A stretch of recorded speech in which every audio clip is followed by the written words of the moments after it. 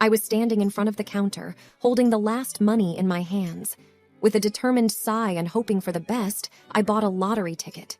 My hands were shaking, and my heart was beating so hard that I could feel it in my ears.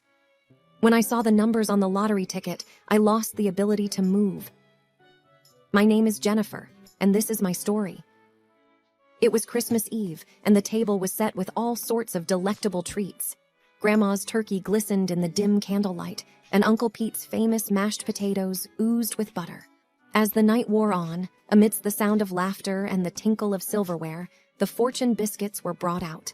Aunt Jane, the more adventurous one, handed out the biscuit to each of us, insisting, "Go on, see what the future holds."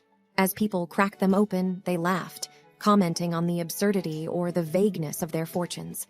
I gently cracked mine open, and as I read the little paper inside, my eyes widened. "You will win $10 million in the lottery." Everyone took turns reading their fortunes aloud. When it was my turn, I hesitated for a moment, but then, feeling the weight of all eyes on me, I read it out. A ripple of laughter broke out. "Oh, how wonderful!" Aunt Jane exclaimed, her voice dripping with sarcasm. "Make sure to share with the rest of us," Uncle Pete chimed in. Despite the jests and jokes, something within me ignited. An unshakable belief. I wanted to believe, so I did. I believed in that tiny slip of paper more than I had ever believed in anything. From that day onwards, every week, I'd save a little from my meager paycheck to buy a lottery ticket. Every week, without fail. The cashier Mary at the convenience store would give me a half-pitying, half-amused smile each time, but I didn't care. Months rolled by, and each week, my ritual remained unchanged. My family would often bring up my fortune at gatherings, turning it into a running joke. I smiled through it all, holding on to that glimmer of belief. It wasn't just about the money.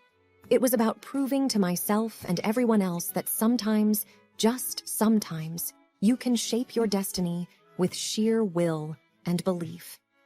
Years went by, and my life changed in ways I hadn't imagined on that fateful Christmas Eve. I fell in love with Alex, a humble librarian who had his roots in poetry and prose. We had 2 wonderful children, Liam and Ilara. And as life went on, the story of the fortune biscuit, though still retold, faded in the hubbub of life's daily chores and routines. Alex never questioned my ritual, and the kids grew up seeing me scratch those tickets every week. It had become less about the money and more about holding on to a piece of a past. Our home was filled with laughter, stories, and memories.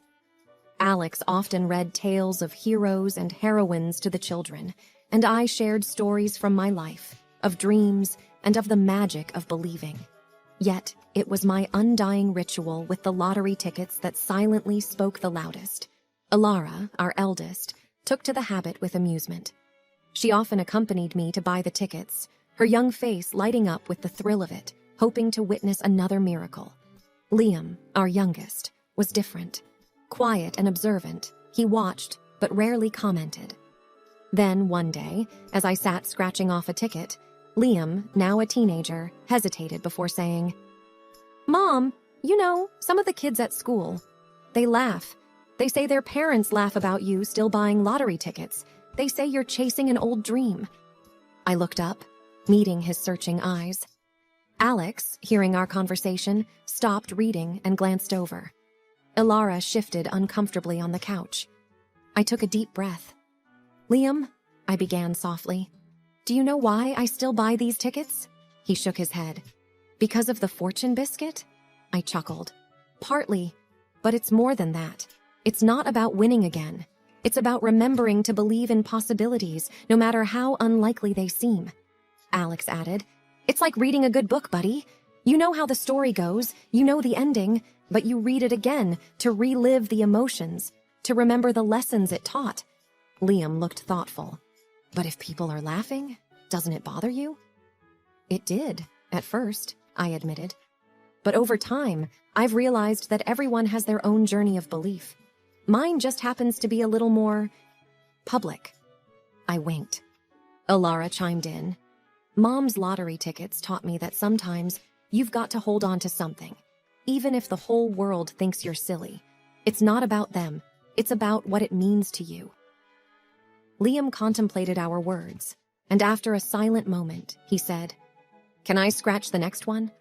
I handed him the ticket with a smile. As he began to scratch, our little living room, filled with books and memories, seemed to hold its breath. Time passed, and life brought its shares of ups and downs.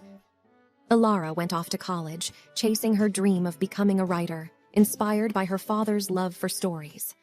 Liam, with his introspective nature, took an interest in philosophy and the human psyche.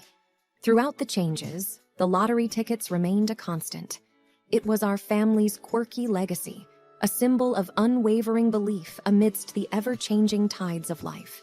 And as the years went by, Liam, who once questioned the ritual, became its most ardent participant.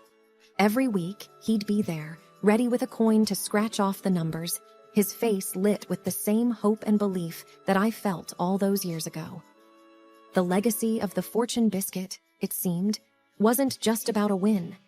It was about passing down a spirit of hope, resilience, and belief from one generation to the next.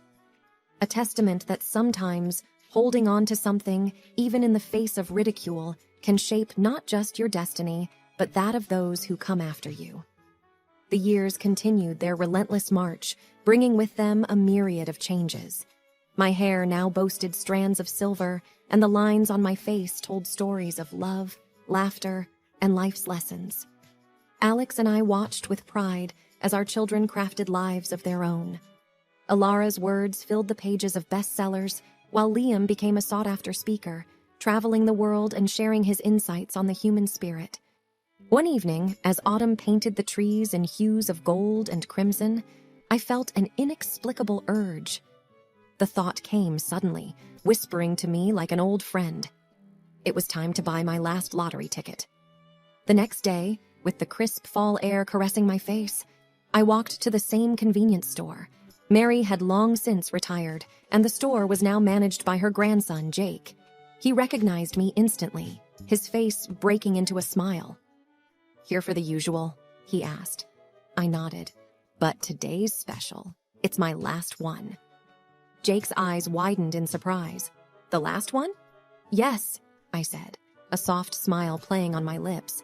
"Sometimes you just know when a chapter is about to end." He handed me the ticket with a reverence I hadn't expected. "Well, I hope you will definitely get lucky this time." I thanked him and headed home. The walk back felt nostalgic, each step echoing with memories of every hope-filled journey I'd taken to that store.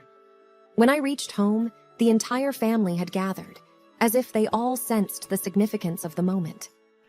I settled into my favorite chair, the ticket and a coin in hand. The room was thick with anticipation. Alex sat beside me, his hand in mine, while Alara and Liam stood close, watching intently. As I scratched off the first number, a familiar thrill ran through me. One by one, the numbers revealed themselves, and I was stunned. The numbers? They matched. A hushed silence filled the room, the weight of the realization slowly settling in. I had won 10 million. Liam let out a breathy laugh. "You've got to be kidding me." Alara's eyes were moist as she said, "It's like a fairy tale." Alex squeezed my hand, whispering, "Looks like the universe had one more surprise for us." In the ensuing days, news of the win spread far and wide. Many were in disbelief, others called it fate, and some even called it a well-timed miracle.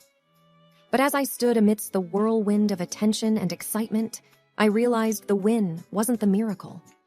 The true miracle was the journey itself, the unwavering belief, the commitment to hope, the resilience against doubt and ridicule, and the lesson it imparted to my children. As I sat down one evening, penning my thoughts in a journal, I reflected on everything: the first fortune biscuit, the years of buying tickets, the laughter and skepticism of others, and now this. And I concluded, sometimes miracles do come true. They may not arrive when we first envision them, nor in the manner we expect. But with unwavering belief and patience, the universe has a way of completing the circle, even after many, many years. And with that, I closed my journal, content in the knowledge that life, with all its mysteries and wonders, never truly stops surprising us. The key is to keep believing, always.